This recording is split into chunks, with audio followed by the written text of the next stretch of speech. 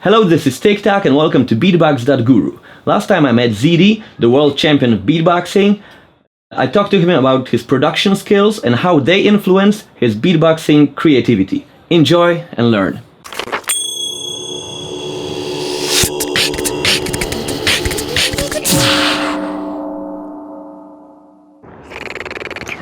What's up, this is ZeDe and this goes out to BeatboxGuru.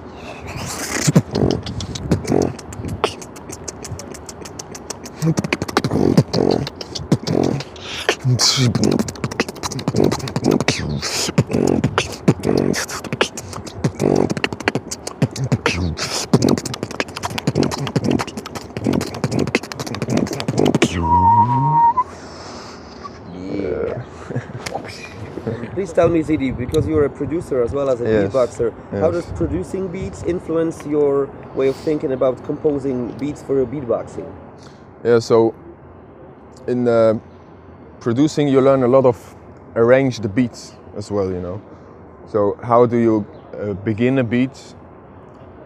How is the part of the beat, and where has the beat to reach the highest point, you know, and where is the drop and everything. So you learn that pretty good in producing as well.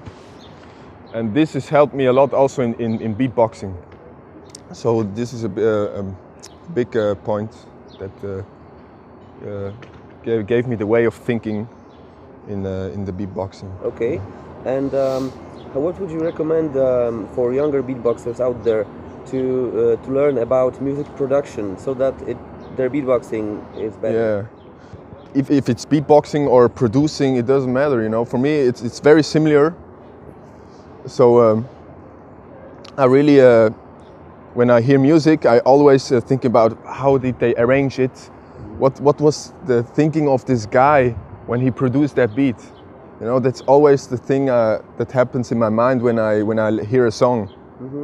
At first, you know, I listen. Analytical thinking about music. Yes, That's exactly. important, yes, not just listening like in the supermarket, but Yes, exactly. thinking about, yes. When I hear a new song, it doesn't matter if it's commercial or underground or everything at all. I'm like, wow, this okay. He was really clever in that kind of, and in beatboxing the same. Do you also check out the harmonies as well? Can you listen to the harmonies? Yes, of course. Okay, you know? very nice. And in beatboxing it's the same thing, you know. When I hear a beatboxer, it doesn't matter if he's beatboxed for 10 years or for 1 year. But if he has something special in it, or yeah, I'm always hearing the structure they create, the arrangement, and you can learn so much from that if you just you know, don't hear just the sounds they do, hear how they're creating it. So, Okay, thanks. That's very important. in the arrangement. Can you tell me something about yesterday's event?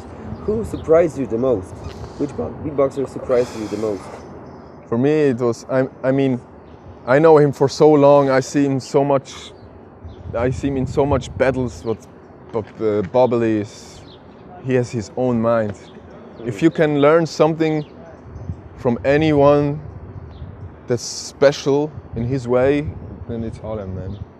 Alem, of course, as well. But I mean, he won. I gotcha there. He won the battle for sure. Alem and Bobbly, of course. Alem and Bobbly definitely, because Bobbly, his mind is so different than all the other beatboxers. It's so crazy, you know.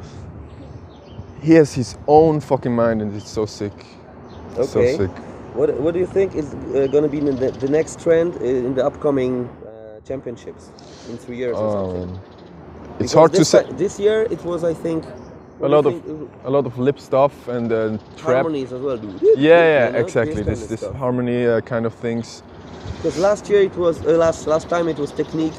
Top step, yes, technique. exactly. Yeah. So next year, next time, what do you think it's going to be? I think beatboxing is also moving with the music in general, you know, because like 3 years ago, dubstep was really hyped, so beatboxers started to do a lot of dubstep things, and also with the minimal thing like 4 or 5 years ago.